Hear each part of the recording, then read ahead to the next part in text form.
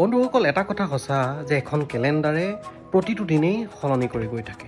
কিন্তু এইটো কথাও সঁচা, নতুন বছৰৰ প্ৰথমটো দিনে কিন্তু কেলেণ্ডাৰখনকেই সলনি কৰি পেলায়।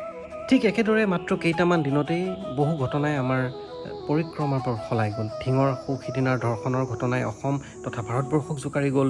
নগাঁৱৰ বেপাৰীয়ে উজনি অসমলৈ মাছ নিদিওঁ বুলি কোৱাৰ লগে লগেই গোটেইখন হুলস্থুল আৰম্ভ হৈ গ'ল।